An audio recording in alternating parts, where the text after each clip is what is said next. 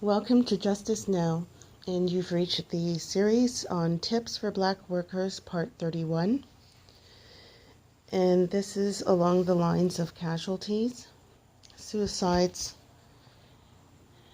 increase among Black children between the ages of 5 to 12. So for this particular video, it's in regards to a number of suicides that have been happening among Black children.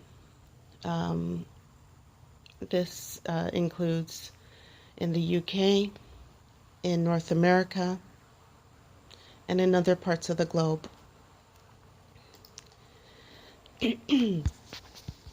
So I'm not going to name any of the children here who have been casualties of suicide due to racial harassment in the schools. However, I'm going to address parents, and I'm going to address the school system, and I'm going to address racism to the best of my ability. I don't practice racism, so by no means am I an expert in it. I think it's quite ridiculous to assume that people who are the recipients of the racist abuse are held to the standard of expert levels. That's like saying that children who are molested are held at expert levels of molestation. That's like saying murder victims are held at expert levels on how murderers operate. It's a rather contrived and stupid argument. So what's happening is that there's been a number of suicides as of late that's being reported, but I'm sure it's been going on for quite some time. I know that when I was growing up in school, I went through it, and I'm sure that many of you who listen have experienced this when you're going through your school career, through elementary, or even as far back as even daycare, where there's a constant, persistent racism. They call it bullying. I call it terrorism. Constant, persistent terrorism. And what's really interesting are some of the excuses that are used. One excuse that I've heard that's particularly troubling is that children are being told by school authorities, sometimes by other adult figures in their lives, that they need to build a resilience to racism. What does that mean? And I'm literally asking the question, what does that mean? That's like saying, children need to be able to build a resilience to child molestation. Rape victims need to build a resilience to being raped. Murder victims need to build a resilience to being murdered. And let's not forget, those who have been defrauded and stolen from, they need to be able to build a resilience to theft. We know that in the other examples, that would never occur. However, when it comes to racism, the rules always seem to be very different. The victims, who are the recipients of being terrorized by racists, somehow needs to build a resilience to being abused and terrorized. Far from the truth. Far from the truth. Recipients of racist abuse need to be protected from that abuse. And the way that this society operates, because it's built on racism, chances are there will be little to no protection. Even as we speak, racial harassment and even the term racism is being rebranded as discrimination or, perceived racism or, perceived prejudice. There's nothing perceived about it. And children go through a lot of abuse in the school. In particular, Black children go through a lot of abuse in the school.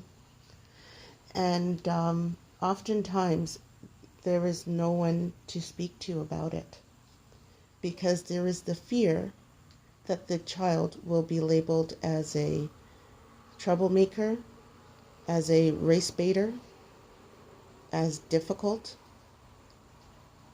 So just imagine the fact that as an adult, it's hard enough to deal with racism in the workplace.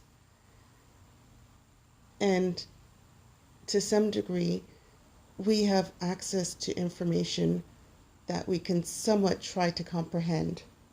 For the children, unless they are getting the instruction from their parents on strategies of how to handle, have no context on how to handle the situation. And that it comes about so bad, the terrorism, that they just want it to stop. And unfortunately, for children between age 5 to 12, quite a number of them are seeking the solution of suicide to do that. For the parents, it is imperative for you to instruct your children about racism and let them know about racism and the strategies they can use. Number one, coming to you so that you can be their advocate. Far too many times, you'll hear parents saying, oh, just because the person says an N-word, just ignore it and walk away and tell the teacher. But oftentimes when they do tell a teacher or they do tell an authority within the school, because the school is too busy trying to protect their brand, much like any other workplace, the perpetrators who are committing the terrorism get protected. And it is your child that is left with suffering the consequences.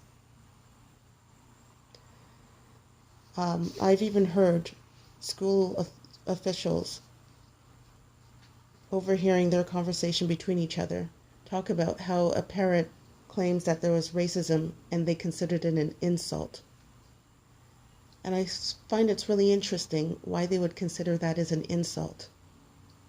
Because typically, something like that should be investigated. It should be reported and investigated, and if it's found to occur, then a solution should be solved. Should be done to resolve the matter. But if you recall in my earlier video, the whole point is not to resolve the issue. The whole point is to keep that chaos going and going and going. And then you got to ask yourself, why do they not want to resolve the issue? Why is it so easy to go and try and blame the victim? So in light of that, well, I wouldn't even say, let me take that back, not in light of it.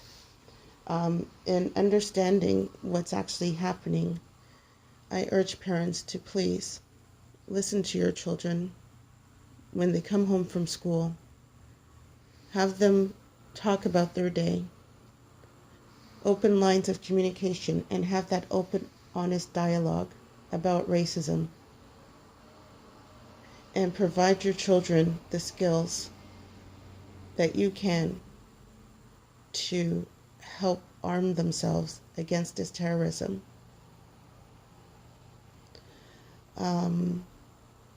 If you're not sure where to go through these videos.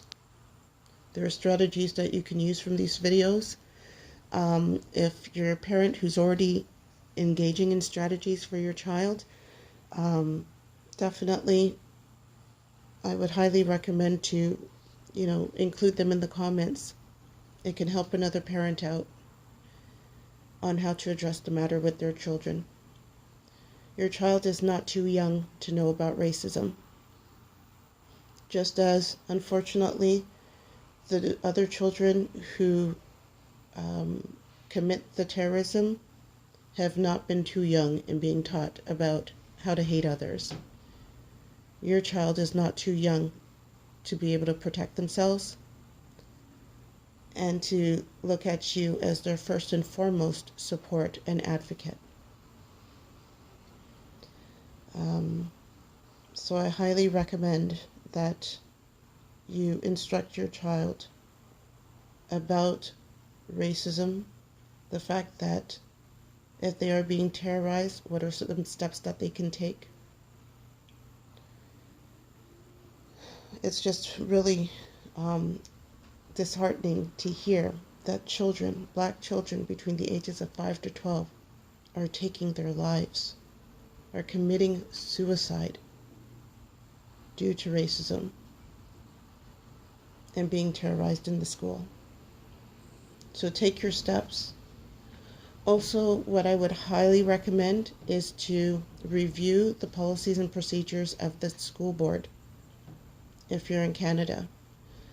Policies and procedures of the school board. If you cannot access those policies and procedures, connect with your board trustee, connect with your superintendent, connect with your principal on how to access that policy and procedure. What I've noticed is that some policies and procedures are password protected. Find out what those passwords are so that you can access them. It is a public service. You have a right to access those policies and procedures. You may not work there, but because your child goes to school there, you have a right to access to find out what services are available, what responses would be expected should certain issues come up, such as racism, terrorism. So I hope this video was helpful. Please like, share, subscribe, and also share your comments.